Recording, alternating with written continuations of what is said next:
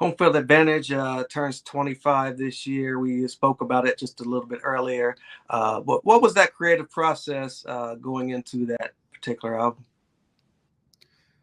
It was a little bit like the new album we're making, where you just kind of keep going. Like it starts out just a single, and then you get 5 songs done, and then all of a sudden there's 8 songs done. And I was kind of playing the role, and I still am, of like executive producer / producer.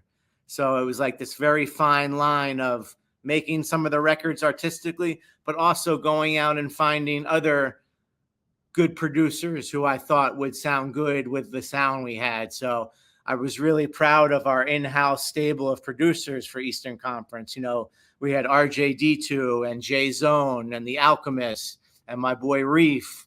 So I really felt like it was kind of top of the scene at that time. Right. You guys grabbed Eminem earlier on in his career. What do you remember most, and why was it imperative that he joined you guys on your debut album?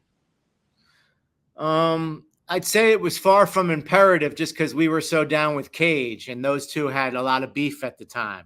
So people couldn't even fathom that we had both of them on the album. But we didn't have beef with either. We had toured with Eminem, opening up for him all across Europe. So we had a relationship with him. Obviously, we were closer with Cage, being that he was in the group Smut Peddlers with us. But I just thought I was trying to make the best album possible.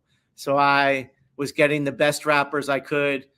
If I didn't do the beat, I would go find out the best beat. If I couldn't do a particular scratch, I would have one of my boys come in and do the scratch. So it was just about, for me, making the best possible album I could make. And if that meant putting my own ego to the side sometimes, then so be it. Right. What's some of your best memories of those studio sessions for that album?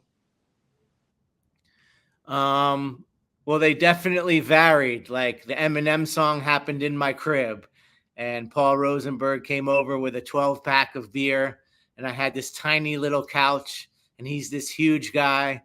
But by beer number 7, he was all curled up on the couch drinking beers while Eminem was spitting like the greatest rhymes you've ever heard.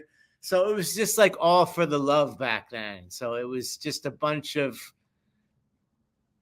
rappers and groups before they had made it, you know, very hungry and just wanting to make a lot of records.